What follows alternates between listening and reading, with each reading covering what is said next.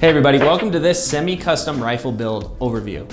A couple of years ago, I bought a Tikka right off the shelf and made a couple of small changes to it to make it the ultimate 201 level rifle build for a Western hunter who wanted a versatile and do-all rifle that shot about 400 yards and in. Now I've taken that same rifle and have upgraded it to the next step.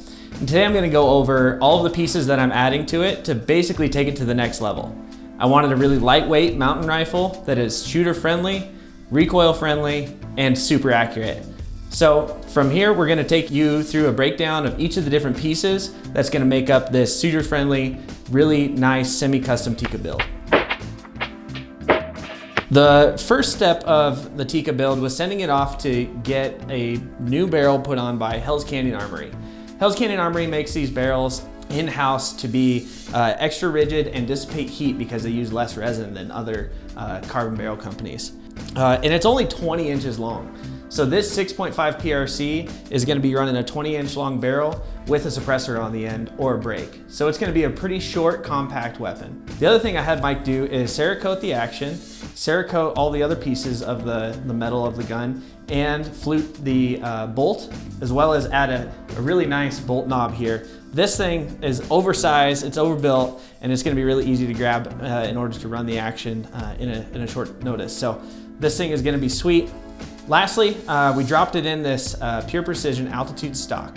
This altitude stock has a pretty high cheek comb, as well as just a really nice palm swell so that getting into position is really easy. One thing to note about this stock though, is that there is a little bit of recoil jump in comparison to some other stocks that are on the market. So one of the things that I need to make sure to emphasize is the fact this is in a 6.5 PRC, pretty light round, and I'm going to always have either a muzzle brake or a suppressor on the end.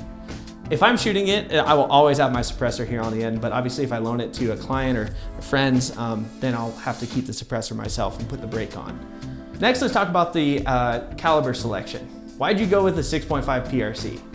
First and foremost, over the last handful of years, I've had the chance to watch quite a few animals go down from everything from 300 Win Mags down to 6.5 Creedmoors, and from elk to bears to deer to pronghorn.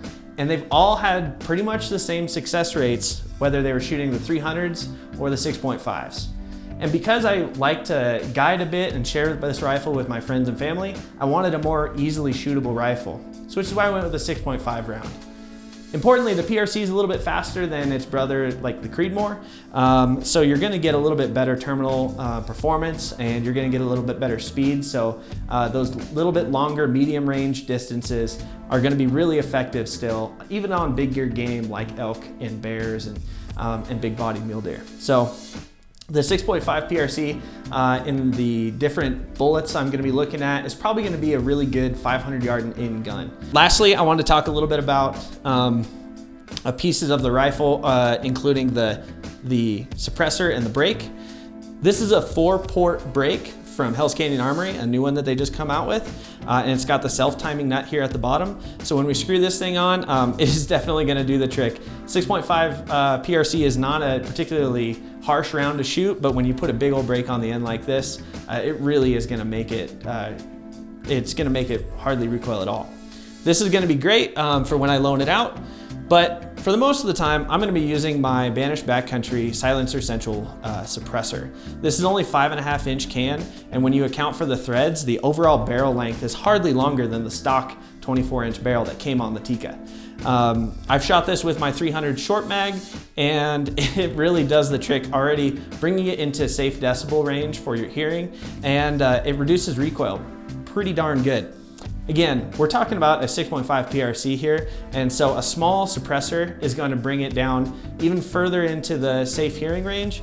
And you don't need a whole lot of recoil reduction, but this is definitely gonna keep things in the recoil world really mild. Now, on the bottom of the stock, I'm going to make sure to have this dual Picatinny and Arca Swiss combo from Salmon River Solutions. The Pic and the Arca combo allows you to shoot this off of a tripod as well as throw a bipod on the front. I really like this combination, and I had this on my other Tikka stock.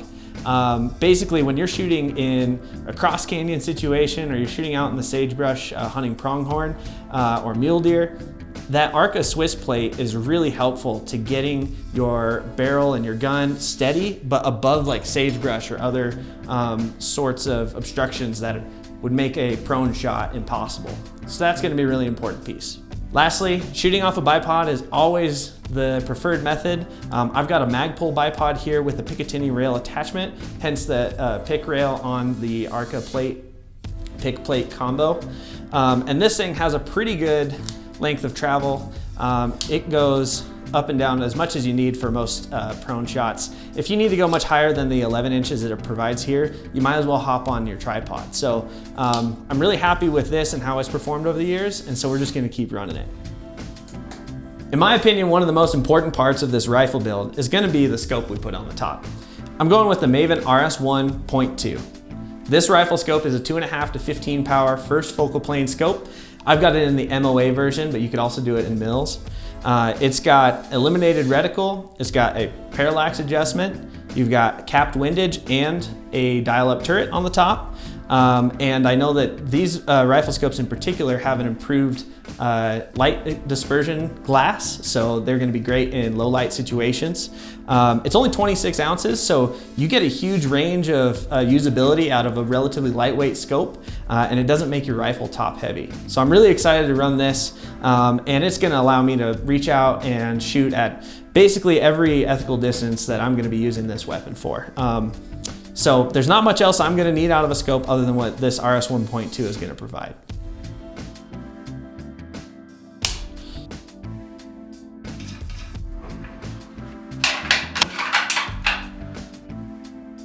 In recap, this is gonna be an awesome semi-custom build for the most shootability, usability, and lightweight and compact for a mountain hunter. I intend to use this obviously for myself, hunting everything from pronghorn to deer to elk to bears. But importantly, I have clients who I'm excited to use this too, because it's gonna be very low recoiling rifle and really effective at mid-range distances, talking 500 yards and in. If you'd like to learn how to put together the first step of this in what I call a 201 build, we've linked up the video that I did to that below. And that's where I started off with a factory Tikka and just added a couple of accessories to make it a good 400 yard and in gun. This is that next step. And you can look for an article that accompanies this video to find out all of the details and links to all of the different pieces I used here so that you can add them to your rifle build.